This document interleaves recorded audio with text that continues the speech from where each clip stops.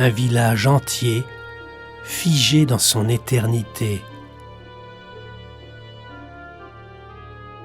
Ces murs avaient accumulé plus de 600 ans d'histoire. 4 hectares de vestiges ceinturés de remparts et 4 portes fortifiées pour circuler.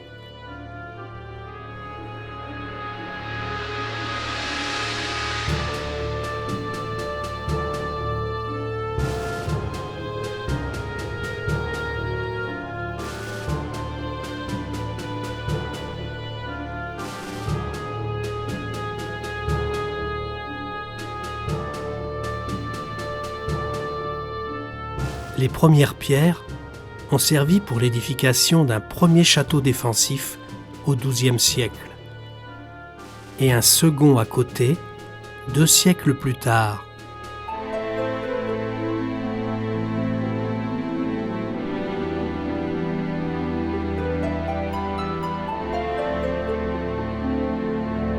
En parcourant ces vestiges oubliés, où seul le souffle du vent se fait entendre, je ne pouvais m'empêcher d'imaginer ce village en pleine vie. Les chevaux et les chariots circulant dans les ruelles pavées. Combien étaient-ils? Hommes, femmes, enfants. Les artisans travaillant le bois, le fer et le tissu.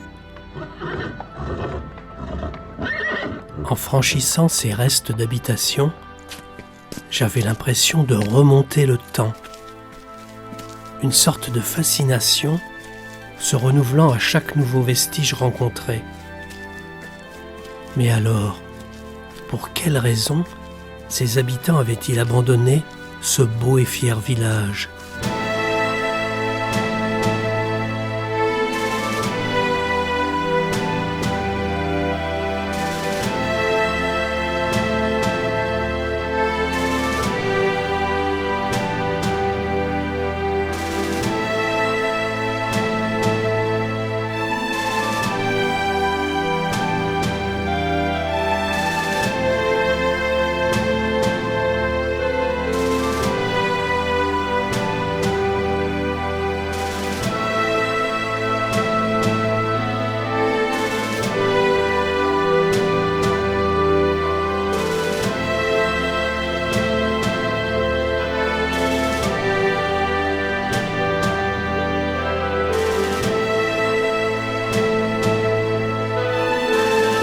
J'imaginais qu'un jour, peut-être, attiré par la conquête ou la haine d'une religion, ce village avait pu être la proie de la folie des hommes.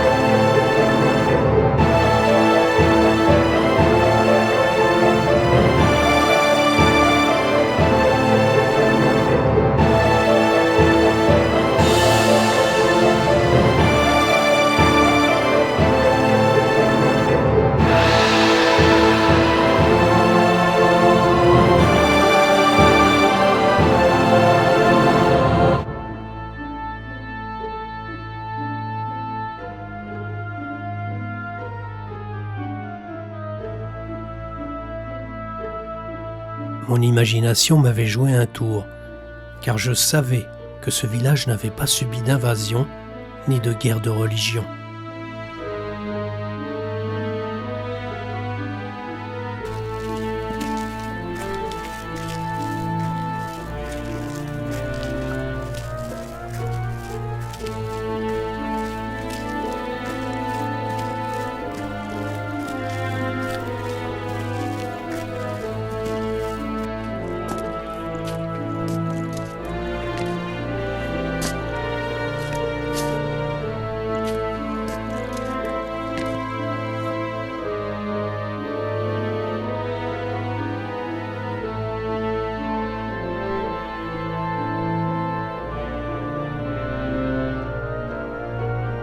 J'avais fait plusieurs fois le tour du vieux village d'Allan et je ne savais toujours pas ce qui avait provoqué son abandon.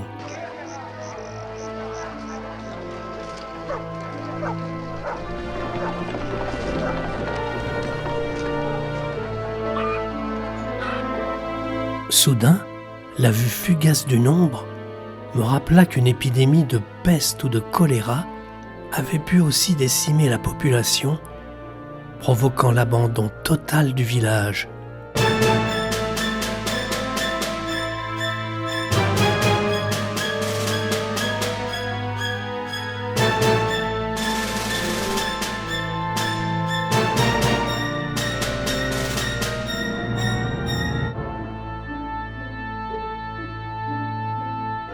Décidément, mes soupçons étaient vains.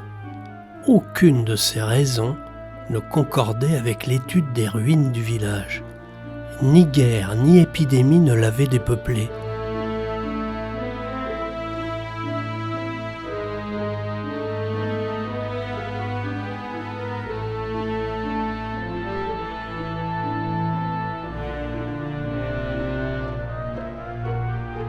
Mais ce jour-là, la chance me fit croiser un membre de l'association qui avait en charge la restauration du site.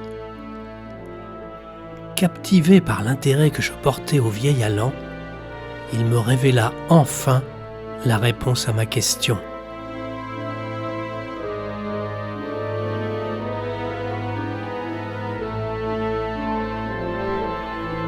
Au XVIIIe siècle, les commerçants de la soie se trouvent à l'étroit dans les remparts, et les chemins pour y monter sont malaisés. Peu à peu, de nouvelles fermes sont construites dans la plaine, près des nouvelles voies de communication. Les gens quittent peu à peu le haut village pour s'installer en bas. Les derniers habitants quitteront le village au crépuscule du XIXe siècle.